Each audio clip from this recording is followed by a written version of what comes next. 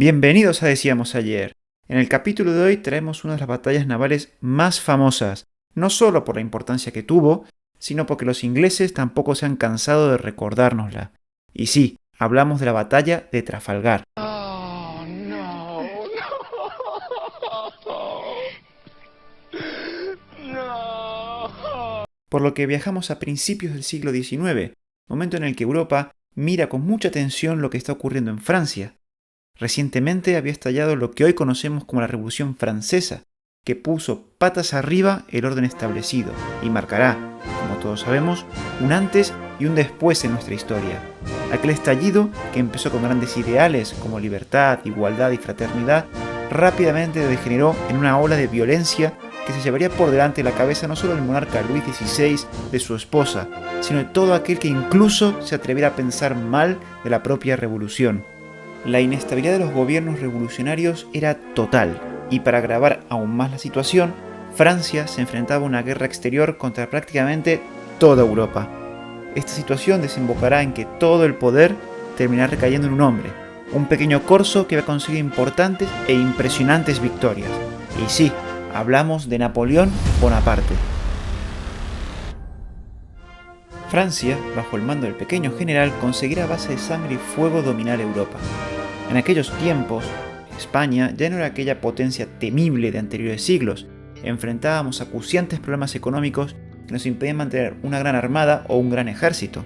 Incluso, casi un siglo atrás, con la firma del Tratado de Utrecht para poner fin a la Guerra de Sucesión, perdimos partes del imperio. Algunas de las posesiones las habíamos conseguido recuperar, pero otras siguen en manos extranjeras, especialmente en Gran Bretaña. Esto llevará, entre otras cosas, a España a firmar con los galos los tratados de San Ildefonso y de Aranjuez, por los cuales nos obligaban a apoyar a los gabachos en sus aventuras, especialmente con nuestra armada. A pesar del dominio francés sobre Europa, todavía quedaban focos de resistencia. Uno de ellos era el Reino Unido. Las hostilidades entre Napoleón y sus enemigos habían cesado tras la firma del Tratado de Amiens de 1802. Sin embargo, la paz no duraría mucho, ya que los galos invadieron el Piamonte y esto sería usado como excusa por parte de los ingleses para reanudar su guerra naval contra el pequeño corso. A los británicos se le unirían Rusia, Suecia, Austria y Nápoles, en lo que se llamaría la Tercera Coalición. Esto hizo que Napoleón llegara a la siguiente conclusión. Si quería acabar con toda la resistencia en Europa, debía derrotar al Reino Unido, por lo que el objetivo del emperador francés era anular la flota británica, y así poder lanzar una invasión de las islas. Para ello, el plan era distraer a la marina inglesa realizando ataques sobre las posiciones británicas en el Caribe, mientras se preparaba la invasión para cruzar el Canal de la Mancha. El plan era claro, pero los problemas empezaron desde el principio. Como sabremos después, el nombramiento del conde Pierre Villeneuve se demostrará como un gran error. El almirante gabacho tenía terror de Nelson, odiaba la persona y la política de Napoleón y, para más INRI, no le gustaba el plan de atraer a Nelson a las Antillas. Sin embargo, y por ser justos con el pequeño corso, la Revolución Francesa había diezmado el cuerpo de oficiales de la Marina Francesa. La mayor parte de los oficiales eran personas asignadas por los revolucionarios, inexpertos y carentes de capacidad de lucha, al igual que las tripulaciones, es decir, no había mucho de dónde elegir. Para llevar a cabo este proyecto se solicitará la ayuda de la Armada Española, que, siendo sinceros, no estaba pasando por su mejor momento. Sin embargo, seguía siendo temible. Contaba con grandes oficiales expertos en navegación, aunque su tripulación se hubiera visto diezmada debido a la fiebre amarilla que se cebó especialmente en las zonas costeras. La Armada se vio obligada a reclutar mendigos, campesinos y gente del interior con nula experiencia. Esto no impediría a los hispanos estar a la altura de las exigencias, y si los gabachos querían dar fuego a los ingleses, nosotros íbamos a darle fuego. A pesar de las reticencias, Villeneuve siguió el plan trazado por el pequeño corso y partió de Tolón, evitando la escuadra de Horatio Nelson que vigilaba el Mediterráneo. Una vez la escuadra española se incorporó a la francesa, pusieron rumbo al Caribe. Allí lanzaron varios ataques a las posiciones británicas, consiguiendo atraer a la escuadra de Nelson. Tras estar seguros de que los de la pérfida de Albión mordieron el anzuelo, Villeneuve volvió a Europa. Sin embargo, al llegar cerca de Finisterre, la combinada se topó con la escuadra inglesa que bloqueaba el puerto de Ferrol. Allí servirá un combate que quedará en tablas debido mayormente a la indecisión de Villeneuve, Las dudas del almirante Galo le llevarán a poner rumbo a Cádiz sin esperar refuerzos. Esta última maniobra hará que Napoleón ardiera en cólera, ya que lo obligaba a suspender la invasión de Inglaterra. Esta será la gota que colmó el vaso del emperador y ordenará la sustitución de Villeneuve por François Etienne de Rosilly. Aunque, si analizamos los hechos con cierta perspectiva, este cambio de planes ayudaría a Napoleón para continuar en el poder, ya que, de haber embarcado la Gran Armée hacia las Islas Británicas, hubiese sido muy difícil hacer frente a las fuerzas combinadas de Austria y Rusia que estaban preparando un ataque, a las que, más tarde, vencería en la batalla de Austerlitz. Nuestra flota se encontraba ya en la bahía de Cádiz, mientras una escuadra británica al mando de Nelson bloqueaba la bahía a la espera de dar el golpe decisivo a la flota franco-española. Pese a ello, Villeneuve tenía prisa por hacerse a la mar. Por ello, convocó una reunión en su buque insignia, el Bucentaur, en la que los hispanos aconsejaron esperar a los británicos en la bahía y no arriesgarse a salir debido a que los barómetros estaban bajando y anunciaban mal tiempo. Esto fue interpretado por los gabachos como un signo de cobardía. En palabras del contraalmirante francés Charles Magon, aquí lo único que baja es el valor. Ante tal insulto a los nuestros, el brigadier Dionisio Alcalá Galiano exigió una disculpa y acabó retando a Magon a un duelo que nunca tuvo lugar. Al final, con el asentimiento de Villeneuve, se decidió permanecer en Cádiz esperando mejorar la deficiente preparación de algunas dotaciones para el combate. Sin embargo, 10 días más tarde, el rumor de que Rosilly venía de camino para sustituirle hizo que Villeneuve cambiara su estrategia y se decidiera jugarse todo a una carta para restituir su enorme mancillado. Ordenó la salida de la flota combinada. La decisión fue totalmente desaprobada por los marinos españoles, quienes estaban seguros de que lo único que esperaba en el mar era una derrota. En palabras de Cosme Damián Churruca, «Despídete de tus padres porque mi suerte será la tuya. Antes de rendir mi navío, lo he de volar o he de echarlo a pique». Los nuestros obedecieron al Galo sabiendo que se chocarían contra un muro de cañones, pero nada podían hacer más que seguir a los franceses, ya que habían recibido órdenes estrictas de Godoy de callar y obedecer sin rechistar. Así salieron los hispanos, apretando dientes, saboreando la derrota, pero dispuestos a vender cara a su piel. Hay que mencionar que los españoles que partieron aquellos barcos, además de saberse derrotados, sabían que no iban a cobrar, que llevaban varios meses sin hacerlo y que les recortaban en gastos para todo, incluidos los uniformes. La combinada partió el 19 de octubre rumbo a Gibraltar. Villeneuve formó rápidamente su flota, creó una única línea de batalla para cañonar por banda al enemigo sin piedad, la clásica forma de combatir por la que se llevaba apostando décadas. Por parte de la pérfida de Albión, Nelson, previendo el movimiento de su adversario, apostó por un plan más arriesgado. Dispuso sus barcos en dos columnas, una bajo su mando y encabezada por el buque insignia Victory, y otra bajo el liderazgo del vicealmirante Cuthbert Collingwood, instalado en el Royal Sovereign. La estrategia hacía a su escuadra más débil en la lejanía, pero letal si lograba arrimarse lo suficiente a los contrarios. Si lo conseguían, podrían cortar en perpendicular la línea franco-hispana y destruir su centro y retaguardia, antes que la vanguardia pudiera prestar su auxilio. Lo más preocupante de esto es que a Villeneuve no le pilló por sorpresa el planteamiento de Nelson. Así lo dejó claro en una misiva.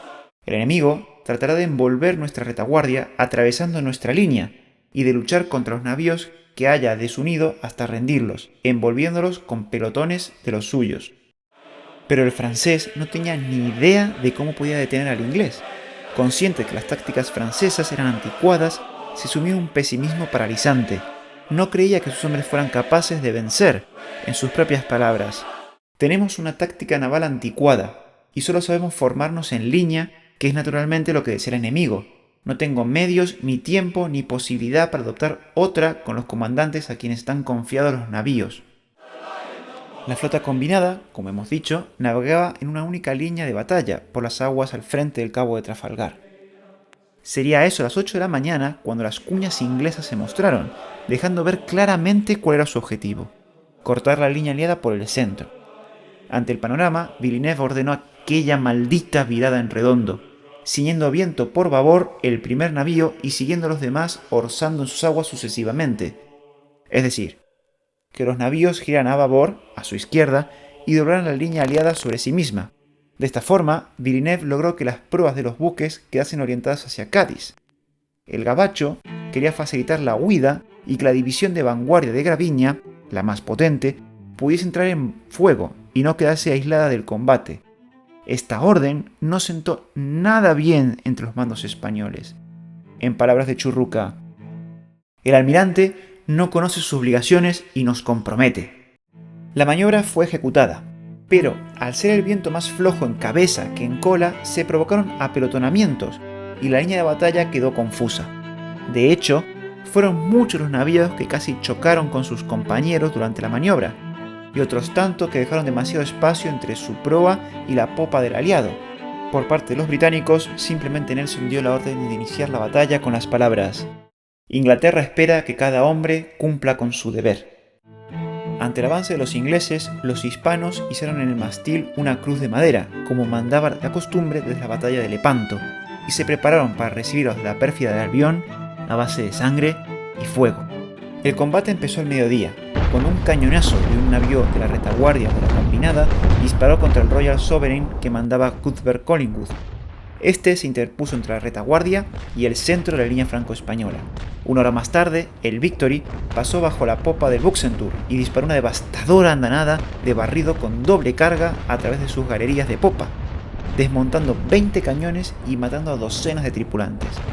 El resto de la flota lo siguió, rompiendo la línea franco-española, tal como Nelson había planeado, dejando 10 barcos enemigos lejos de la acción.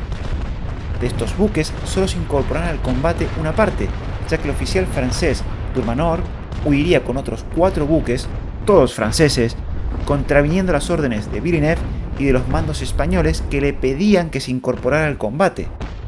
La desorganización en la línea de la Combinada será aprovechada por los británicos para cortarles la retirada y batirlos con artillería por proa y popa, los puntos más vulnerables de este tipo de embarcaciones. A partir de este momento, la batalla se convirtió en numerosas escaramuzas que se fueron decantando a favor de los ingleses.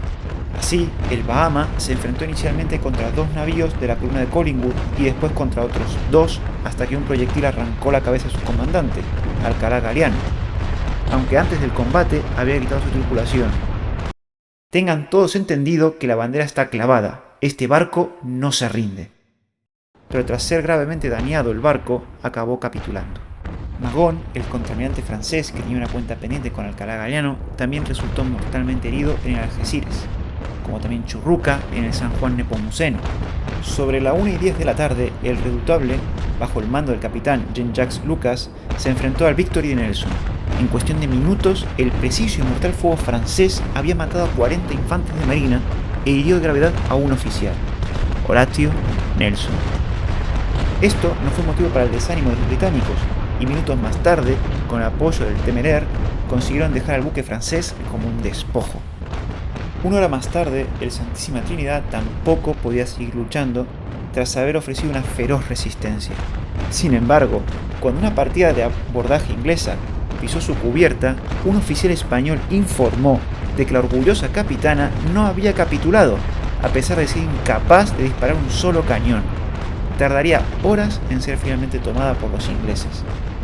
Villeneuve, que había permanecido en pie, completamente inmóvil durante la terrible experiencia, deseando con todo su corazón ser abatido, no tenía un solo rasguño, cuando su averiada capitana se rindió al capitán de Israel, Pilou del Conqueror.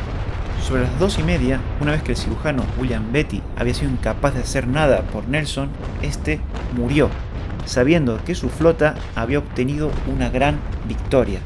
A las 6:30 de la tarde finalizó el combate con la explosión del navío francés Aquile, quedando la flota franco-española totalmente devastada. En la acción, 18 naves aliadas fueron hundidas o capturadas. Gravina, herido, ordenó a los pocos barcos que quedaban de la flota aliada retirarse a Cádiz, pero solo 11 lo consiguieron. Los británicos tuvieron 1.587 muertos, mientras que las bajas aliadas se calculan en 14.000. El éxito británico fue incontestable, pero no minó totalmente la moral de los vencidos, porque franceses y españoles organizaron un contraataque para recuperar algunos de los barcos apresados por el enemigo, consiguiendo liberar a los españoles Santa Ana y Neptuno, aunque este último se perdió frente al puerto de Santa María. Para los británicos, la batalla de Trafalgar es la que marca el inicio de su dominio absoluto de los mares, no solo durante las campañas napoleónicas, sino también durante todo el siglo XIX. Para Francia, esta batalla frustró la intención de los gabachos de invadir o al menos bloquear por mar al Reino Unido. Tal y como el Lord de Almirantazgo británico John Jervis dijo con cierta sorna en 1801, no digo que los franceses de Napoleón no vayan a venir, pero desde luego no vendrán por mar. Esto suponía para los franceses que se tenían que enfrentar a un foco de resistencia constante en Europa, que finalmente lo llevará a la caída de Napoleón a pesar de sus impresionantes victorias. Para España, Trafalgar se convirtió en el punto y final como potencia marítima, a favor de los británicos. Sin embargo, no significó en absoluto la destrucción de nuestra armada, ya que de los aproximadamente 15 navíos españoles que combatieron, fueron menos de 7 los hundidos. La flota de guerra hispana contaba todavía con 37 navíos y 24 fragatas, a los que se unieron otros 6 navíos franceses capturados tras los sucesos del 2 de mayo de 1808. Sin embargo, todos estos barcos se pudrieron en los puertos españoles durante la Guerra de Independencia, en la cual la prioridad absoluta fue el ejército de tierra y no la marina, innecesaria porque los británicos ya se bastaban para contener a los franceses en el mar. Y hasta aquí la historia de hoy. ¿Qué os ha parecido? Déjamelo en los comentarios. Y si te ha gustado, por favor, no olvides darle a me gusta, suscribirte al canal y compartirlo. Muchas gracias y hasta la próxima.